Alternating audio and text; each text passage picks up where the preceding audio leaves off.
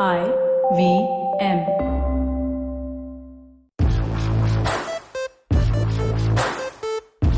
All right. Hello. Welcome back. Will we call this a new season? We'll see. A new season of IVM Likes, guys. Welcome. We're joining me here today are Amit Doshi, Mr. IVM himself. How are you doing, Amit? I'm good. Looking forward to this. It's been a long time since I've been on an IVM Likes episode. Very true. And joining us also is Sunetro Lahiri, host of GVCD on our network. Hello. How are you guys doing? All great. This is so good to see you guys, man. I know. IVM Likes. Usually we just hear each other's voices and it's like a snippet of like someone near the kitchen or someone lurking in the living room. So it's nice to see each other while we are doing this. It's like an actual conversation. Yeah. Like Amit and I actually see each other quite often because of Cyrus. Yeah, that's true. And I see Sunetro on and off whenever I sit for recordings of GVCD. Yeah. But it's great to finally be on an episode together with Sunetro. This is bloody great. Yeah, looking forward. Yeah. So what's our topic? Okay, so for those of us joining us for the first time, this is the 164th episode of IVM Likes. We're taking a break for a while because of the pandemic, and we had been rebroadcasting some of our older episodes. I hope you guys were checking those out. So welcome back to a new season. If you guys don't know how this show works, the first half of the episode, we guys give some recommendations as to what we've been watching recently, some show, movie, book maybe that we've been reading that we like to recommend and we would like the listeners to check out themselves. And in the second half, we'll be talking about a pop culturally relevant topic. And this time, the topic that we're going to be talking about today is like things that we have been either rewatching in the pop culture sphere, maybe a TV show or a movie that we've been watching again and again during this lockdown, or something that we saw newly, which has been on our list for a while, that we finally got to in this lockdown, and that has kept us going, kept us sane during this time. So I'm sure we all have a lot to say on this issue. Starting off, let's start with the recommendation round. Sunetro, would you like to go first? Something you'd like to recommend? Of course, yeah. Okay.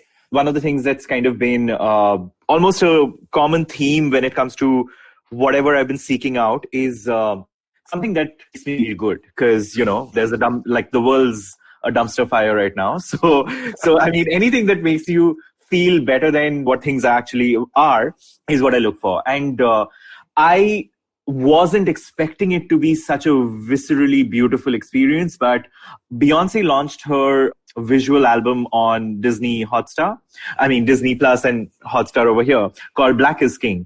Now I'll give you guys, for the uninitiated, what is Black is King is it's almost a quasi-theatrical rendition of Lion King, except that the lion here is an African boy who has to travel through, like, he gets abandoned by his family, and he's born a royal, and he gets abandoned.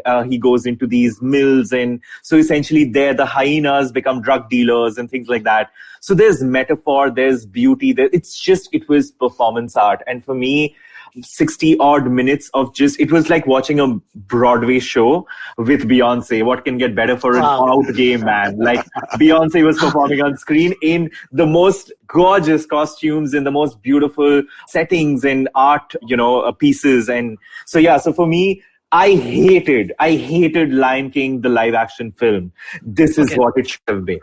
This is what the live action film should have been. So yeah.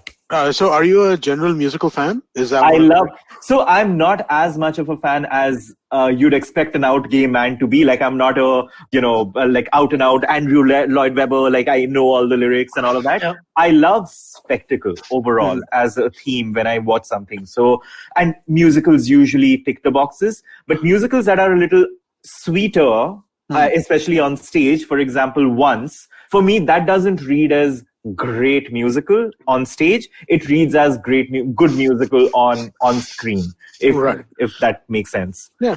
I know, Amit, you're a big fan of musicals, right? Like, I know you recently loved Hamilton and you saw it. I'm generally not a musical fan, but Hamilton is different. It's the second musical which I've really, really loved in life, right? First one was Rent. And this was the second. Oh my God! Yes. Yeah. I thought you were gonna say the first one was Wizard of Oz, and now this. No. 80 years. No. But see, the thing is that Rent and Hamilton have commonalities, right? They both kind of took things which you were not expecting to see in a musical and turned them into musicals, right? Rent was like, it's a personal story, but it's also like the first rock musical, right? Also talking about very, very important issues like HIV awareness and AIDS and beautiful. And Hamilton was just like, I've never seen anything like it, right? I mean, like, it was just I've heard the soundtrack a couple of times afterwards, right? And that's not me, all right? I mean, like, my music taste died in 2001, right? When basically Audioslave got formed, that was like the last band that I've given a shit about, right? But this was really fun to watch. There are enough people who are obsessed with just the music of it itself as well, right? Like, there are massive fans who just keep quoting it the entire song. If you guys have seen Hamilton, I have a suggestion for you. Go to YouTube and do a search for a Hamilton reaction, right? And you watch people experiencing Hamilton for the first time, and they're just like, their jaws are dropping because they don't know what to make of this shit. So I've always had this question. When Lin-Manuel Miranda had to pitch it to like investors, what would that have been? I mean, who would have believed in something like this? A historical which works with rap verses? Who would have thought this would be? I mean, when was the last time we had literature that became one of the ages? Right. It's great, right? Like, the last time something like that happened, which is something for the ages, was maybe J.K. Rowling. Like, and I'm really like, I'm talking about something that goes on. Like, I don't know about that. There have been some amazing. No, I'm not saying amazing books or not. I'm saying even for the ages, right? I mean, something that becomes pop culture, like something that becomes so far pervaded across the society. Something that breaks through to people who are not going to consume. Yeah, exactly. Right. Like, for me, I couldn't have imagined someone pitching a pitch like this. It's incredible. So maybe that should have been your recommendation rather than. Well, you should watch Black is King. I will. We'll talk about this more in the second part. But I've gone into a little bit of a music watching kind of space, right? So I mean, we'll discuss that in the second half, right? Yeah. Just a quick side note on Hamilton. There was before when the pandemic just started, when the lockdown just started, everyone was doing the good news thing. Okay, I'm going to spread good news out there. I'm going to just only exclusively spread good news. And John Krasinski from The Office fame had started a show called Some Good News. Yeah. I don't know if you checked this out. But I think on the second episode or the third episode of that show, he got the entire Hamilton cast to surprise this. I think it was like an 8 or a 9-year-old little girl who was like a Hamilton fan who had previously bought tickets but couldn't make it because the lockdown hit her city. So she had bought tickets for the show, but then she couldn't make it. So the entire Hamilton cast, John Krasinski somehow made this happen, and it was just such a beautiful thing to see because I haven't seen the show myself, but that piece. Can I just say this? So last year I was in New York and I couldn't get Hamilton tickets. I was planning to travel to New York again this year just so I could watch it like live. And I'm not going to stop trying. Seriously. I know I watched it on television. Like, what's television? Like, sure, but I want to watch it on the big screen because there's just it's worth it. So again, I was talking about these YouTube reaction videos, right? So one of the people who did it was somebody who's seen the show 3 or 4 times, right?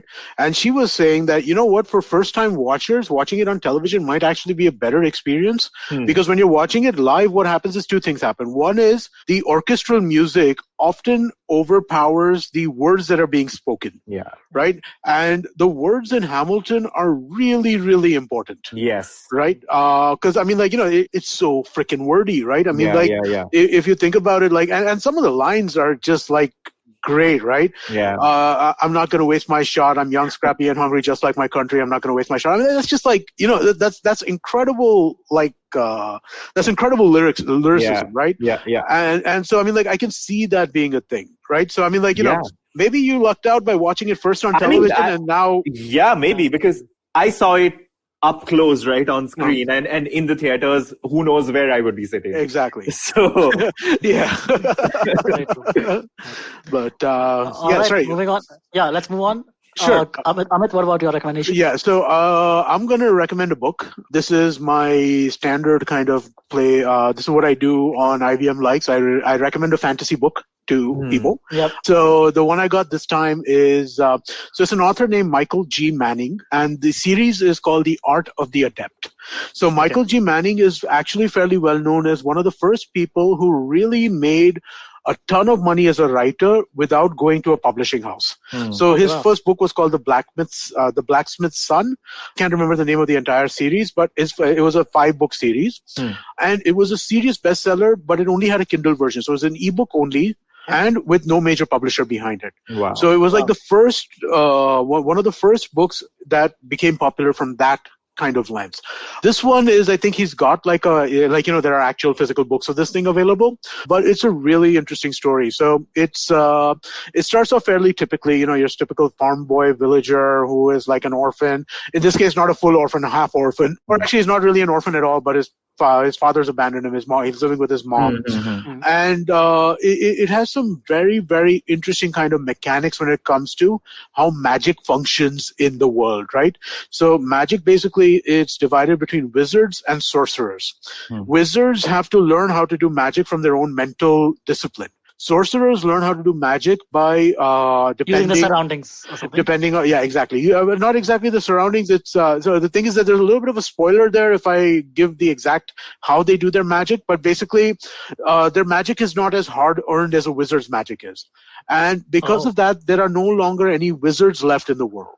So this guy has got wizard blood, and he meets somebody who is the last wizard left, and that wizard trains him, and then promptly dies within like the first 100 pages. And then after that, this reminds me of Aragon. The guy dies in the beginning. Does he really? The wizard. So he dies pretty early. Yeah, correct. And Aragon's teacher turns out to be a dragon rider himself. Like that's the whole thing. Yeah. Can I just say that Aragon had the best first book and the worst second and third book of the series I've ever read in my life? I just didn't like it because it was okay. So I love Tolkien so much that I have a Tolkien tattoo. Like and it just felt so derivative of Tolkien. And frankly, it was. Frankly, a large part of fantasy verse is derived from either C.S. Lewis or Tolkien. But this was so blatantly derivative. But again, I mean, it was a 15-year-old. So I mean, you got to lay allowances to that. Yeah, right? That's true. That's right. But again, the second and third book were just awful. Right? I mean, they were. Okay. The thing is, but I read those, the second and third book also when I was very young, in my teens. So I thoroughly enjoyed them because I was hungry for that series. I love dragons. The fantasy of it was very cool. So I read all of these, the Aragon series and Percy Jackson, all of that. Like how are we not about this? Now I if someone asked me, I would just go ew. But that used to be that was totally my jam, man. Percy Jackson, Artemis Fowl, that was kind of my thing. Artemis Fowl. Oh my god! It is. Oh my god! The shittiest movie ever. How can you take such good source material and make such a shitty movie? That's very true. What I loved about Artemis Fowl was that this child felt dangerous. You know? And this is such a white bread piece of ass. Like, it was totally watered down. Just complete rubbish. It was absolute rubbish. So it's so it's definitely not on my recommendation list. And the thing about Artemis Fowl, though, I mean, it was such a. You're right. Dangerous is a good word for that kid, right? Because that kid was he was hardcore. Exactly, right? And inside this thing, he was just he was a little brat. That's all he was, right? I mean, Also, I was a little disappointed with the whole elf thing as well, right? They really didn't show us anything about them. They were just kind of there. Absolutely. And the elves are really important in the series. Yes. So I was disappointed. But then that's I think it's very tough to get young fiction, young fantasy right in movies because Aragon also they f***ed up. They screwed up. The Percy Jackson movies also weren't great. The first one was okay, watchable. The second one was again. I didn't like it either. It wasn't great. Absolutely. So here's the thing. Okay, I feel like so that era of fantasy adaptations were very limited by the medium because you couldn't really because these stories require time to build. They do. The reason why Game of Thrones is so successful is because you have the time to stretch the story. I mean, I'm not even counting the last season. No, but people still think the last season was kind of compressed, even though it was 7 seasons of 10 episodes each. They still feel the last season was compressed. But if I'm looking at the first couple of seasons, which bore fidelity to the source material, it allowed for that to happen. Yeah. Case in point, one of my favorite fantasy novels of all times is Philip Pullman, his Dark Materials. The difference. I didn't love the movies, huh? So, case in point is, if you look at the richness and texturing in the series that they are building versus the film, it's a huge difference. You can build the mythology, you can build the mythos, the legends.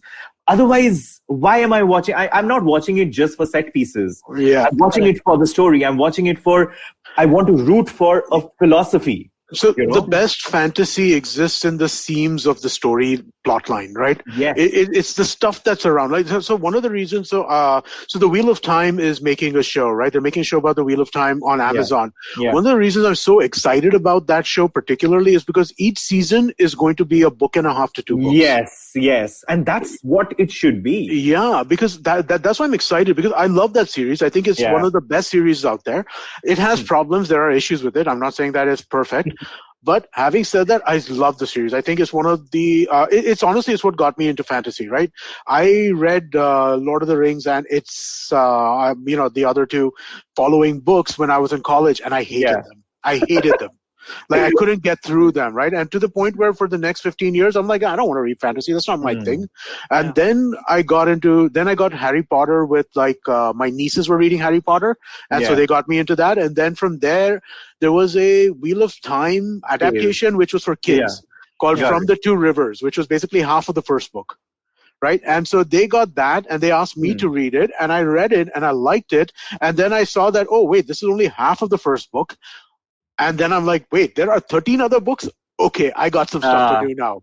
So, but that's how I got into it, right? So, but the thing about it is the texture, it's the societies, it's the cultures, it's the clash of different cultures, it's the it's that stuff that really kind of makes it work, right? Yeah. And if you try to do this stuff in like a movie length, it's gone.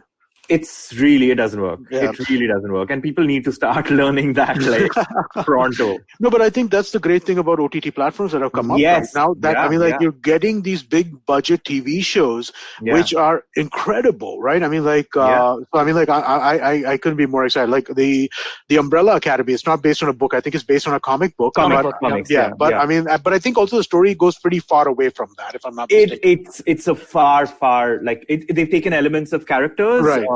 But the story is, so basically the writers are the comic writers. So they've just gone rogue. Like they said, I don't need to bear fidelity to this because I'm the one writing it. So but I think it still works well. The other one that I really liked was, I haven't seen the second season yet, but I love the first season of Altered Carbon.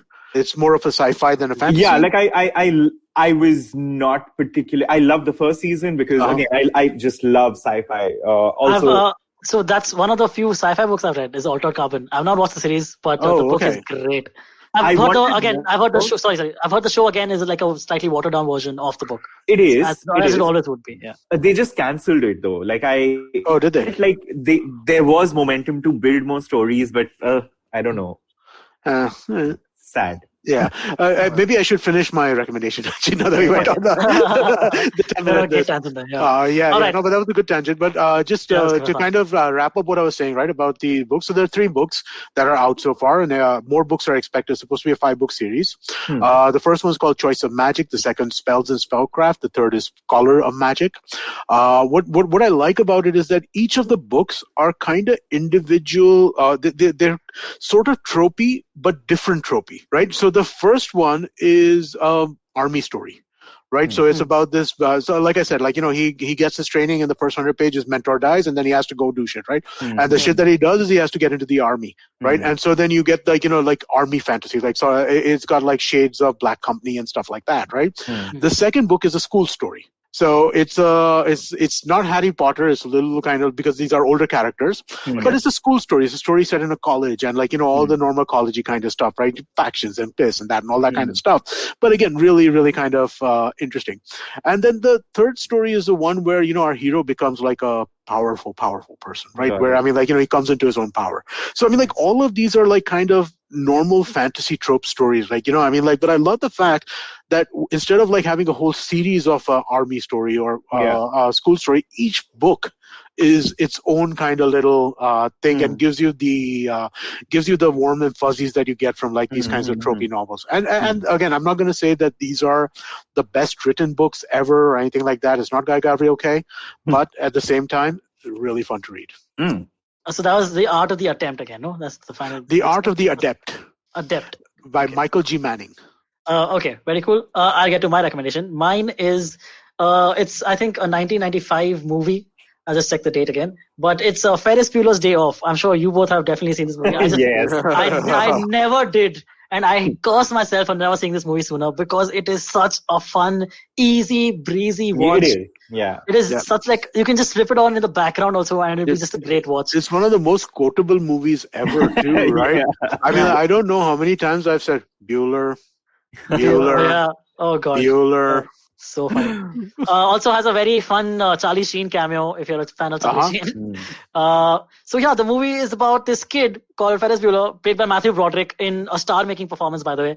Like this movie is what made him. No, it's not. He became a star with War Games. I think War Games, I think, was before this. Okay, then this movie solidified him, and quote me on that. No, as in, it kind of gave him box office cred. So that's fair point. Yeah, that's fair point. Yeah. Okay. So, and this movie is about this kid, Ferris Bueller. He wants to basically bunk a day of school and go and roam around with his girlfriend and his best friend, and just spend the day doing basically nothing, making a little bit of a ruckus.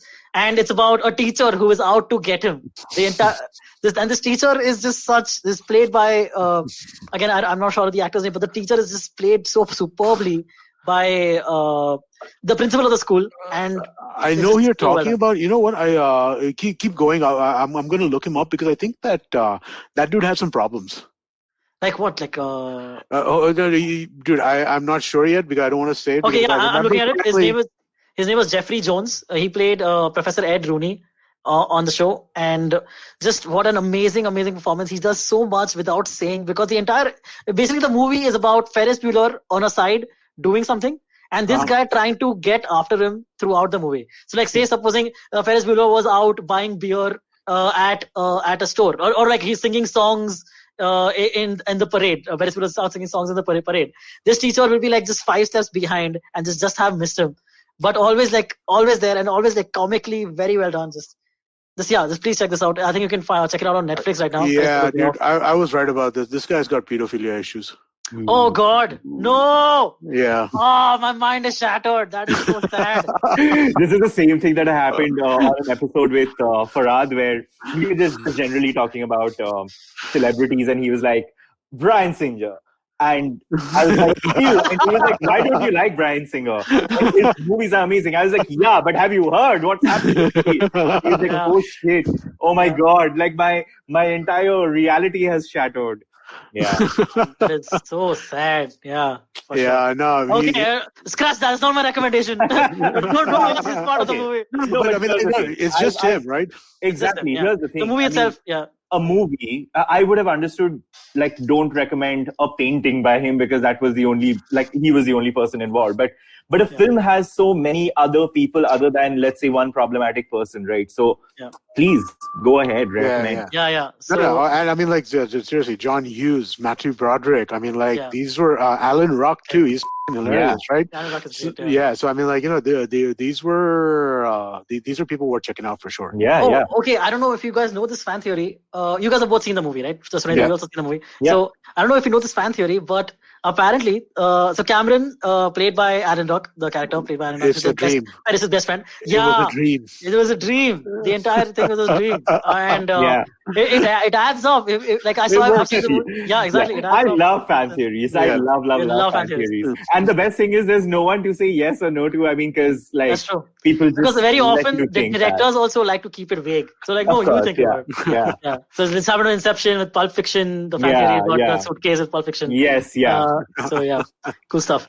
All right, that brings us to the end of the first half of the episode. Sunetro, would you like to just repeat your recommendation quickly? So what I recommend is Black is King. It's basically a musical, it's a visual album by Beyonce on. Where can people check it out?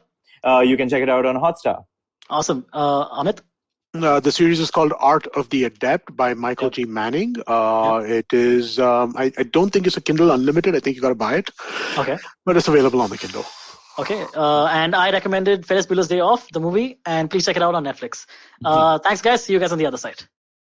Welcome, everybody, to another great week on the IVM Podcast Network. If you aren't following us on social media, do. We're IVM Podcast on Twitter, Facebook, and Instagram. I'd like to thank our sponsors this week, Intel. It's been a great week on the network this week. If you haven't been paying attention, please do listen to some of the shows. We had Chetan Bhagat. This was the first returning guest on Cyrus Says. Do check that out. Great episode. We had Palak Zatakia on Advertising is Dead. Really interesting conversation was had with Varun. We had another crossover on the habit codes. Zarina Poonawala showed up over there to have a discussion with Ashton about anxiety and pressure. Begin the Journey with Ashi Vidyarthi continues to kill it. Please definitely do check it out. An old friend, Vijay Koshi, was on Storytellers and Storysellers. Do check that out as well. And I'd like to mention one thing. If you're a Tamil speaker, you should definitely check out our podcast, Kadai Podcast Punyan Selvan. Kavita Jiva has done a fantastic job to finish up her first story. It is the last episode which just came out last Monday. Do check it out if you speak Tamil. It is an incredible achievement. Please do check that out. And with that, let's get you onto your show. Okay, back for the second half of the show. And guys, so the topic we're talking about, as I mentioned at the beginning of the episode, is things basically in entertainment that have kept us going throughout this lockdown. These can be things that we have rewatched, say like a TV show that is close to our heart, that gives us comfort. Please don't say Friends, because all of us know Friends is there for a lot of people. So these are just movies or shows that we have been checking out. Like, let me start with this. I have been hooked to mild a word for MasterChef Australia. I've talked about this, Amit knows this, I've talked about it on Cyrus as well. And oh God, MasterChef Australia, I only got into it in the last season, that is season 12. Firstly, are either of you fans of MasterChef or have checked out maybe a season? Go ahead. No, sorry, I've watched it, but I'm not a fan, please. Okay, fair enough. I don't watch MasterChef because I end up crying. Because of the beauty. Oh God. No, not just that. It's just I can't stop. Like, so I'm one of those people. I'm not very like expressive with my emotions with like people. But when MasterChef happens, I don't know. Like that. Like remember the blind chef Christine? I think Christine. This is MasterChef Australia. I mean that entire season. After that every episode, my floor would be wet. I would have to mop it because everything she would do, and she was such a genius, like absolute genius. Like it would just bring me to tears, and just the idea of food and emotion together. It's just man, wow. Wait. So I only got. That's going to be my next disclaimer that I only started in the 12th season. After the original 3 hosts left and the new 3 hosts are on. So what season are you talking about? This Blind Chef? Like this is ages back. Like this is I'm the old guard. Like I watched like everything. So I haven't watched the new set of judges. So the new judges are great. Yeah, I mean, I've checked out some of the old episodes also, and the old judges obviously had their own personalities. I have heard the opposite too. So I can make correct. But I saw the season, and man, I was just blown away at, firstly, the humanity of it all, because especially the last season took place during the pandemic. So while the lockdown, Melbourne was going through the lockdown while this was being shot in maintaining social distancing between contestants and the judges. So people can't even shake hands. So like if you supposing had a terrible critique of your dish and you'll be crying, you cannot get a hug from a friend. You can have to still support each other with like elbows and all.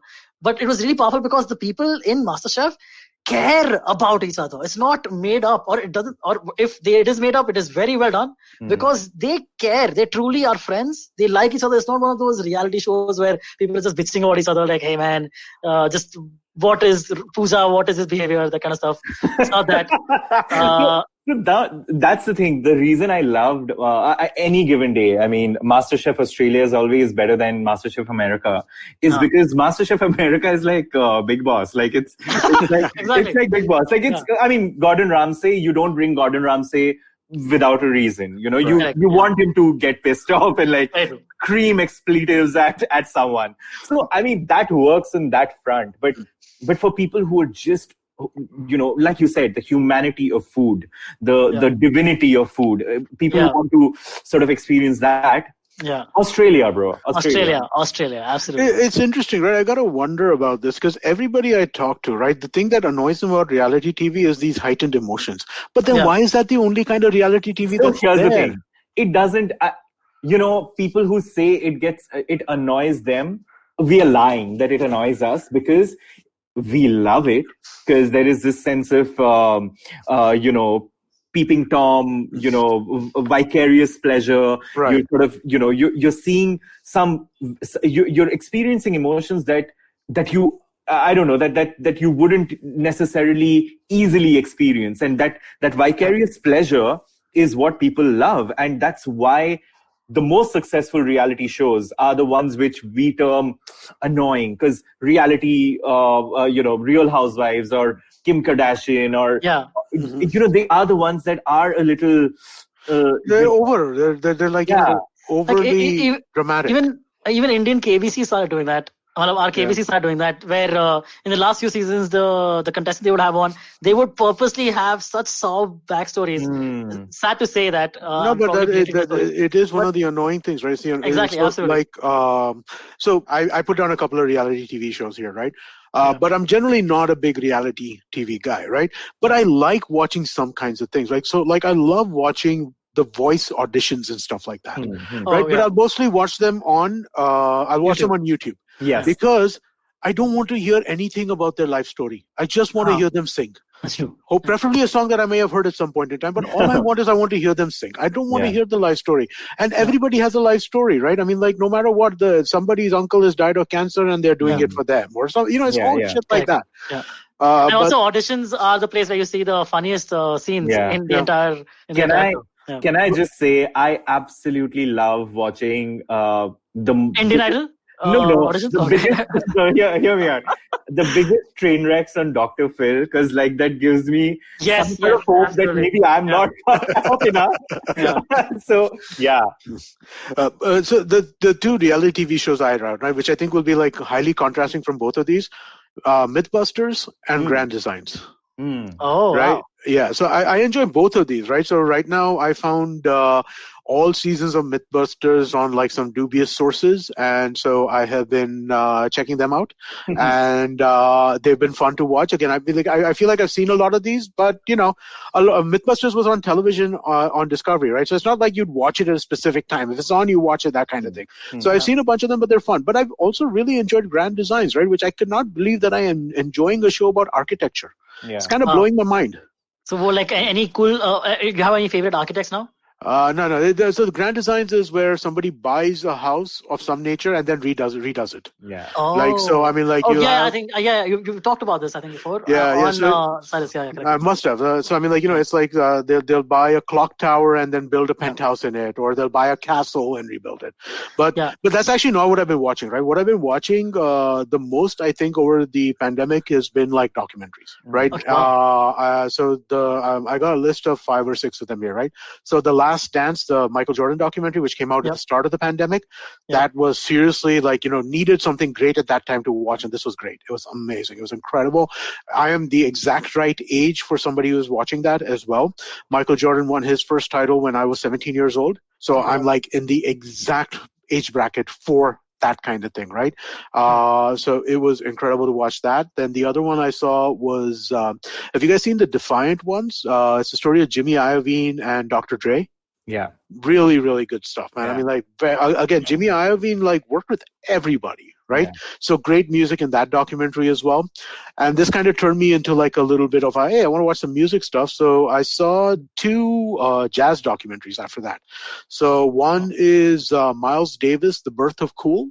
That's on Netflix. Really fun to watch. And I like jazz and I listen to jazz and stuff like that, but I didn't realize that Miles Davis's career was like literally 60 years old. It was 6 years long. And he basically revolutionized music over and over and over again. Not just once. He's done it at least 3 or 4 times. It's kind of incredible in that sense, right? And then I saw a 12-part documentary by Ken Burns called Jazz. Again, it's like the history of jazz from like the 1910s all the way up till, I think this was made in 2000, so right until the 90s. Ton of documentaries, quite a few music and nostalgia ones, which I think are the commonality between them. The last one I had written over there is another Netflix one called Fear City. It's a 4-part documentary about how the mafia in New York was kind of brought down by Rudy Giuliani, of all people, amongst others. Oh, I've heard of this documentary. Yeah. Correct. Does it like go back to the mafia? Like, is it like a what do you call that? Docudrama? No. It's a straight up documentary. It's telling you the exact, it's from news footage, interviews with people today talking about what they were doing back then in the 1980s and stuff like that. But it is the story of how the mafia was brought down. So very, very, very, very cool stuff. Oh, very cool. Yeah. And I might as well just mention this because I'll just throw out. You asked me to do a bunch of these, right? My rewatches over the course of the pandemic. So I rewatched the entire show Blue Bloods, which kind of blows my mind, right? Because it's a cop show, it's a dumbass cop show, but it chews up the minutes. You know what I mean? Like, you don't always. It's always going to be good, not great. Right, but it's got a consistent level of good, and basically it's 8 seasons, 20 episodes per season, 160 episodes. And we got nothing to do right now. I'm at home every day. Like when office is going on, I don't get home till like 9:30, 10. Right now, I'm done with work by 7:38 every day. I've got 2 hours to kill. 2 extra hours, and so then something like this worked well. I rewatched Parks and Recreation again, which I've probably done for the 5th time now. Parks and Rec. Oh, I love that show. It's my single favorite sitcom at this point. I have 5 rewatches. I mean, it's my single favorite sitcom. And then I just restarted Arrow. I had watched Arrow's first 2 seasons, and now it's gone up to like season 8 or something like that. Yeah. And I wanted to let me go back to it, but I'm like, I can't remember any of this now. It was like 6 years ago when I watched it. And you should watch, Arrow, Flash, and Legends of Tomorrow side by side. Oh, really? You think so? Because they're connected. Like, there are crossovers and stuff like that.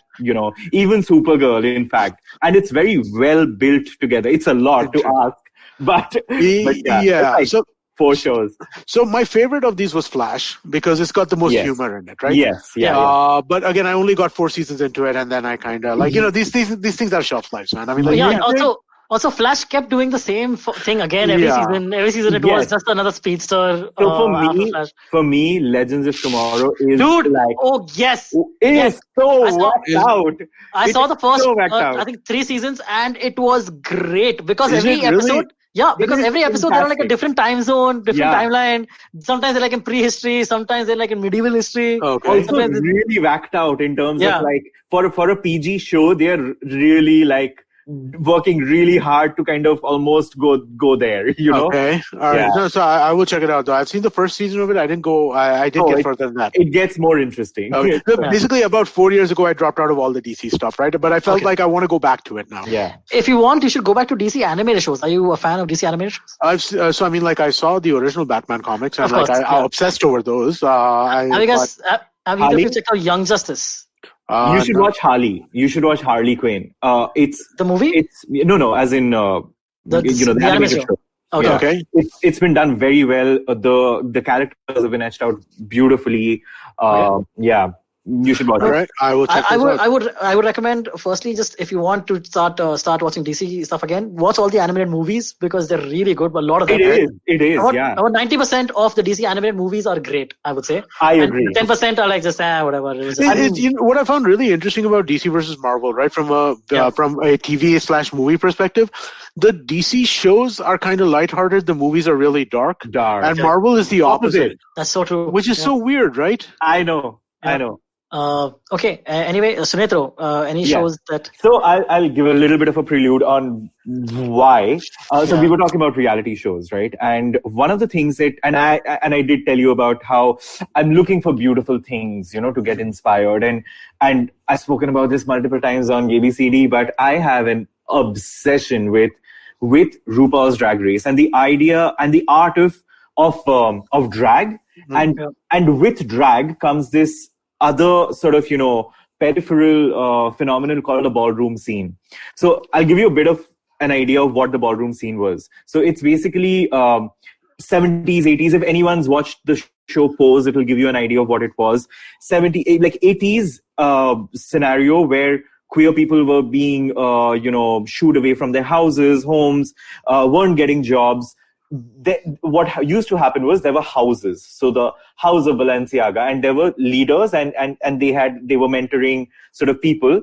And there were performances which were essentially dance/fashion performances.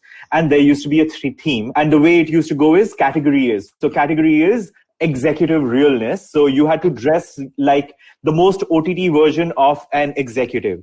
So essentially where it stemmed from was all the things you can't be in real life, you would costume it up. And so while RuPaul's Drag Race does that, because they have a fashion runway every episode, and it's just amazing because every episode ends with a lip sync, and a drag lip sync is just like so much joy. So I've been rewatching a lot of like crazy lip syncs from RuPaul's Drag Race, but there's this other show which is on HBO Max. I mean, it's still not available.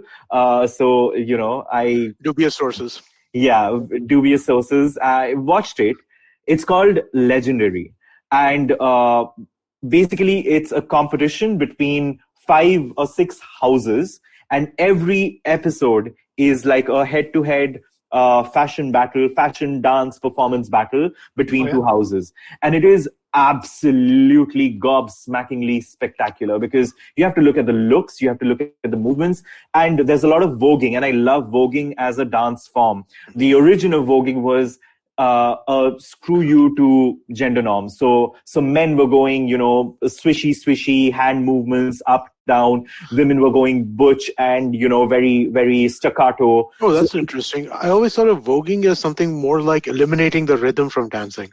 No, so basically it started with a queer, like the idea was to accept and almost use your sexuality and, blur the lines. And and of course, it became about, it became popular with Madonna's performance and all of that. Right. But the point was men can do this too, women can do this too, and it just caught on. And if you look at the voguing performances in Legendary, they take your breath away. It's just amazing with the kind of looks they serve, the kind of performances. And for me, that's like I was saying, a little bit of beauty in this world of ugly right now is a lot. What should I search for on YouTube if I want to see something like this? Legendary. Just search for HBO Max Legendary and Legendary performance. I think you'll find a lot of them. So basically, Jamila Jamil is one of the judges. Oh, okay. Wow. So the judges are having fun. Like you can see them. So they come like decked up in the theme, and like they think they sit exactly like the judges in like the heydays of the ballroom scene used to sit. They sit on thrones and they judge performances. So they're beautifully done. So and there's very little of the catty drama and stuff. So it's really all performance. So yeah, check it out. Like YouTube has a lot of the performances out there. So you should be able to see most of them on YouTube. Oh, awesome. Nice. That brings us to the end of the episode, guys. Wow. So Antariksh, did I misunderstand your instructions? I thought you said tell me a bunch of stuff that you watched over the pandemic. You guys just recommended one thing each.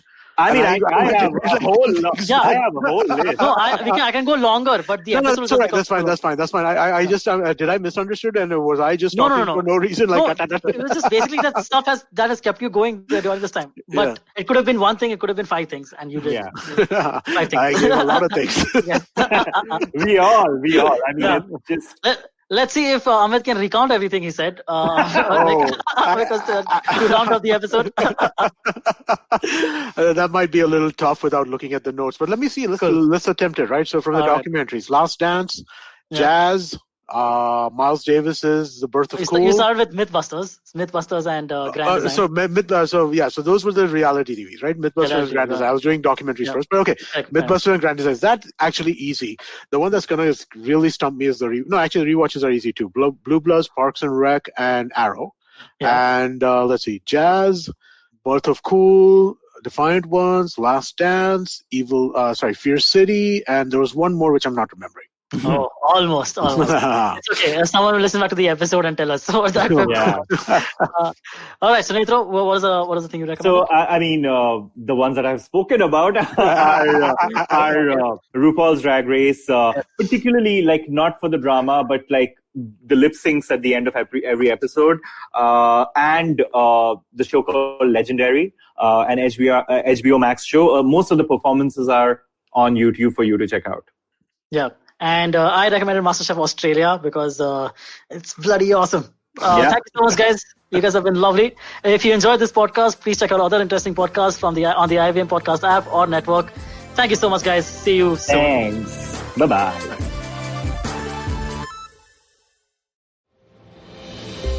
Have you ever wondered how successful people do their thing? How do they navigate the challenges they often face?